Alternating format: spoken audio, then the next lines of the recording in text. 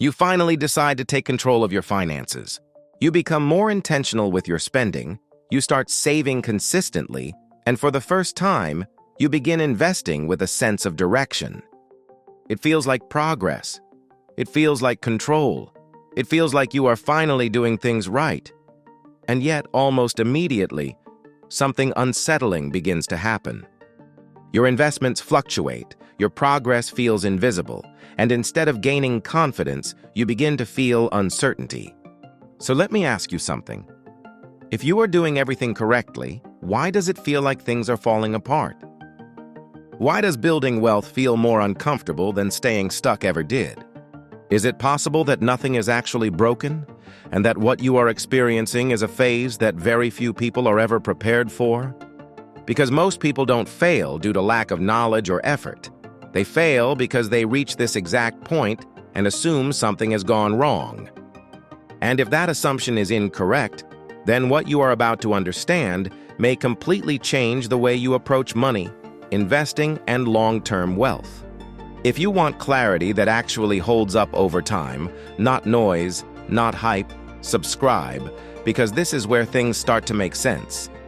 There is a very specific moment in the process of building wealth where the experience begins to shift in a way that feels deeply counterintuitive. At the beginning, everything feels aligned because you are finally taking action.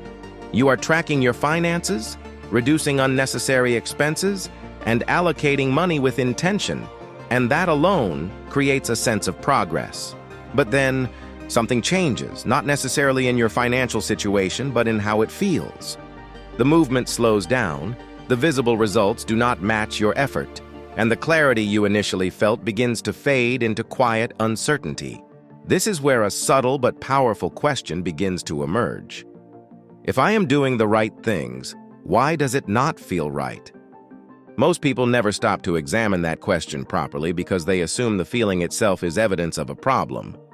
But is that assumption valid, or is it simply the result of expecting progress to be immediately visible and emotionally rewarding? If you have spent years associating improvement with quick feedback, with visible gains, with a sense of forward motion, then of course this phase will feel confusing. But what if the discomfort you are experiencing is not a signal that something is failing, but a signal that you have moved beyond the phase where progress is obvious and into the phase where progress is being built beneath the surface? And if that is true, then the real question is not whether the process is working, but whether you are willing to continue when it no longer feels reassuring. Most people enter the process of building wealth with an expectation that feels reasonable but is fundamentally flawed. They assume that if they are disciplined, consistent, and making rational financial decisions, the results should begin to reflect that effort in a relatively clear and encouraging way. It is an assumption that feels logical because it aligns with how progress works in most areas of life. When you work harder, you usually see improvement. When you practice something consistently, you usually notice growth. But what happens when that pattern does not apply in the same way to money? What happens when your behavior improves, but your financial reality appears unchanged or worse, temporarily declines? This is where the internal conflict begins, because your actions are correct, but your expectations are misaligned.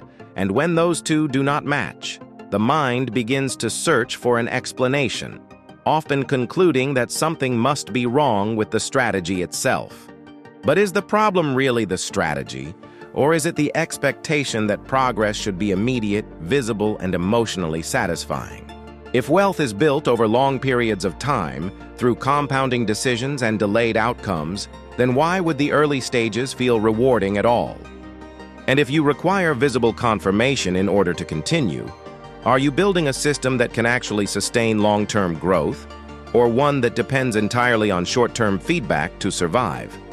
There is a phase in the process of building wealth that almost no one recognizes while they are inside it, because by its nature, it offers very little visible evidence that anything meaningful is happening.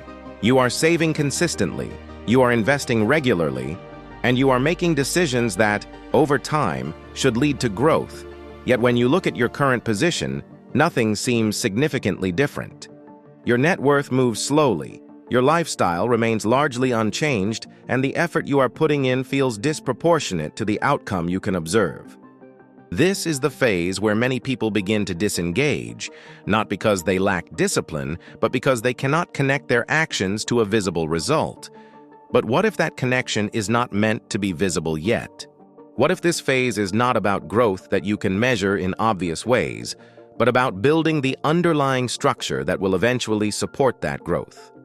In this stage, you are reducing financial fragility, strengthening your habits, and creating consistency, all of which are essential, yet none of which produce immediate, tangible rewards. So the real question becomes this: if progress is occurring in ways that you cannot yet see, are you able to trust that it exists, or do you require visible proof before you are willing to continue? And if you walk away simply because you cannot see the results yet, what does that say about the kind of process you are actually committed to? At some point, something happens that changes the emotional weight of the entire process, and it usually comes in the form of a reversal. It may be a market correction, a period of volatility, or simply a moment where your investments decline in value, but regardless of the cause, the effect feels the same. What once appeared to be slow progress now begins to look like regression, and the numbers that were gradually increasing start to move in the opposite direction. This is the moment where the experience shifts from quiet frustration to active discomfort, because now it does not just feel slow, it feels wrong. You are no longer questioning whether progress is visible. You are questioning whether progress exists at all. And that leads to a more dangerous question. If doing the right things can still lead to losses, then what exactly are you relying on? Most people interpret this phase as a sign that something has failed, but is that interpretation accurate? Or is it simply a reaction to seeing negative numbers in the short term? If wealth is built over time, through cycles that include both growth and decline, then why would a temporary drop be treated as a permanent conclusion? And more importantly, are you evaluating your strategy based on a long-term process or based on a short-term emotional response to what you are seeing right now? What makes this phase particularly difficult is not just the decline itself, but the internal shift that follows it. It is one thing to see numbers go down, but it is something entirely different to begin questioning your own judgment. You start to revisit your decisions, replaying them in your mind, wondering if you missed something, if you acted too early, or if you misunderstood how this process actually works. This is where the focus subtly shifts from the external environment to your internal confidence, and once that confidence begins to weaken, everything else becomes unstable as well. But here is the question that rarely gets asked. Is your doubt based on new information, or is it simply a reaction to discomfort? Because if the underlying logic of your decisions has not changed, then what exactly are you responding to? Are you adjusting your strategy based on thoughtful analysis, or are you reacting to the emotional weight of seeing temporary losses? This distinction matters more than most people realize, because once you lose trust in your own decision-making process, you become vulnerable to constant adjustment, and constant adjustment is what breaks consistency. So the real question becomes this: are you questioning your strategy because it is flawed, or because it is being tested in a way that feels unfamiliar and uncomfortable? At a deeper level, the difficulty of this phase has very little to do with financial knowledge, and much more to do with how the human mind processes uncertainty and loss. Your brain is designed to prioritize immediate feedback, to react quickly to perceived threats, and to avoid situations that feel unstable or unpredictable. When you see your investments decline or your progress stall, your brain does not interpret that as a normal fluctuation within a long-term system. It interprets it as a potential mistake that needs to be corrected immediately. This creates a powerful internal pressure to act, to change something, to regain a sense of control. But what if that impulse to act is precisely what disrupts the process? If long-term wealth depends on consistency, then how can consistency survive in an environment where your mind is constantly urging you to react? And if your brain is wired to focus on short-term outcomes, how can it accurately evaluate a process that unfolds over years or even decades? This is where most people misunderstand the challenge, because they assume that better information will solve the problem, when in reality, the issue is not a lack of knowledge, but a mismatch between how the process works and how the mind responds to it. So the question is not whether you understand what to do, but whether you can continue doing it when your instincts are telling you to stop. There was a man who decided later than most to take control of his financial life not out of ambition, but out of quiet necessity. He began doing what he believed were the right things, saving consistently, investing regularly, and avoiding the impulsive decisions that had defined his earlier years, and for a short period, it seemed to work. The numbers moved slowly, but they moved, and that was enough to give him a sense of direction. But then, without warning, the environment changed. Markets declined, his investments dropped, and in a matter of weeks, a meaningful portion of what he had built appeared to disappear. He sat with that reality longer than he expected, not reacting immediately, but trying to understand what it meant. Had he made a mistake, or was this something else entirely? What made the moment difficult was not the loss itself, but the contradiction it created, because he had done everything he was supposed to do, and yet the outcome did not reflect that effort. So what was he supposed to trust, his actions or the results he was seeing?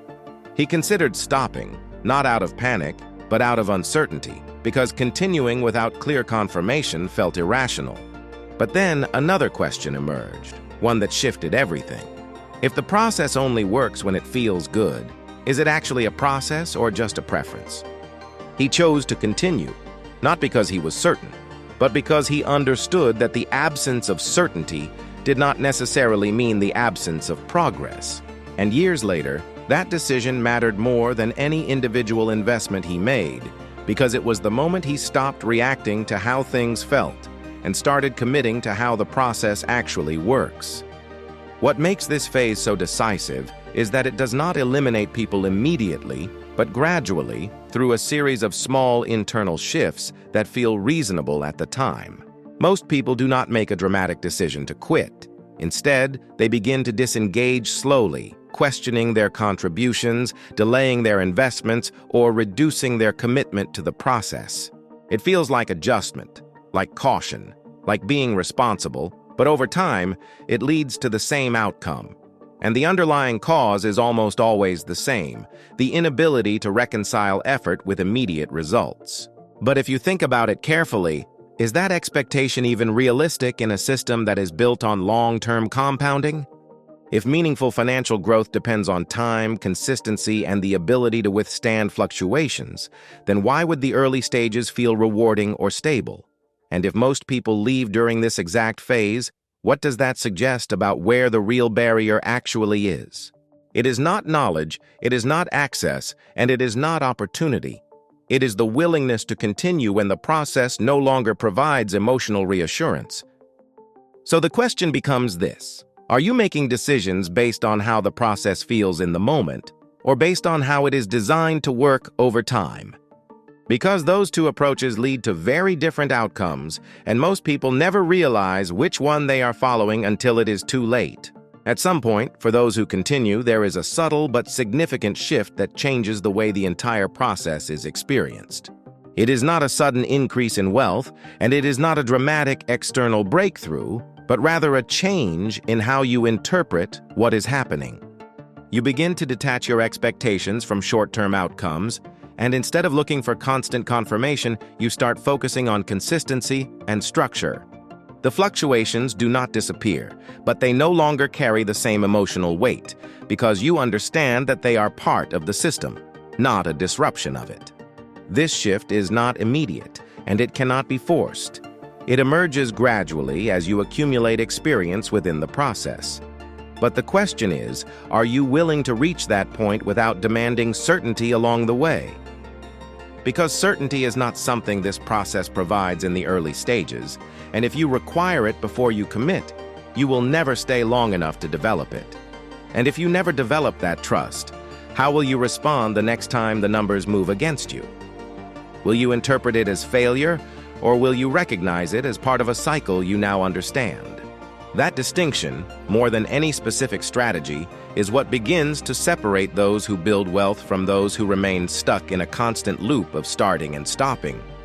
One of the reasons this process feels so unstable is not because the system itself is unreliable, but because most people operate without a clear, structured view of their financial reality. When you cannot see how your income, spending, investing, and net worth connect, every fluctuation feels isolated, and isolated events are much harder to interpret correctly. A drop in your investments feels like a failure. A slow month feels like stagnation, and a temporary setback feels like regression, simply because there is no broader context to anchor your understanding. But what happens when you can actually see the full picture? What changes when you can track your progress over time, identify patterns, and understand how each decision contributes to long-term growth? And to make this journey effortless, we're building the Trip to Wealth Command Center, a Google Sheets system that brings your income, spending, investing, and net worth together in one place. It's your personal strategy hub, designed to expose money leaks, highlight growth opportunities, and show how small decisions compound into real wealth. Join the early access list below and secure a discount as an early supporter. The tool will finally be released within the next few weeks. Every wealth system needs a strategy, and this is where yours begins. Because when you replace uncertainty with clarity, you reduce the need to react emotionally, and when you reduce emotional reactions, you create the conditions required for consistency.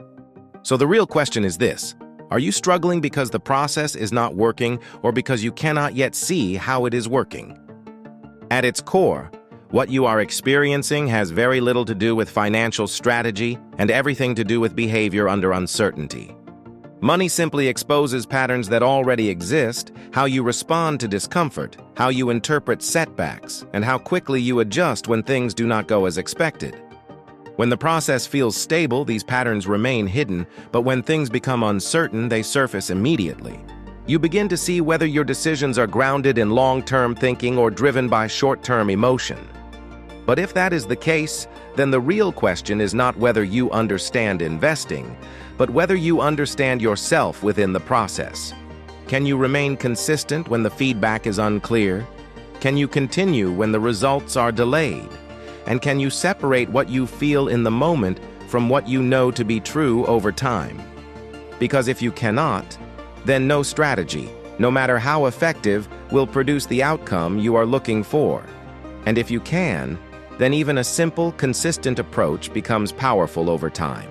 So when you look at your current situation, are you evaluating your progress based on temporary conditions?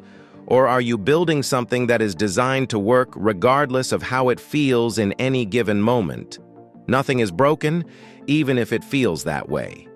The process of building wealth is slow, uneven, and at times uncomfortable, but that does not mean it is failing. It means you are experiencing the phase where most people lose confidence.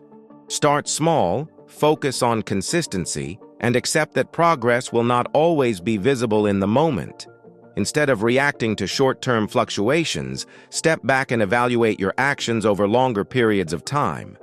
Are you saving consistently, investing regularly, and avoiding unnecessary disruptions?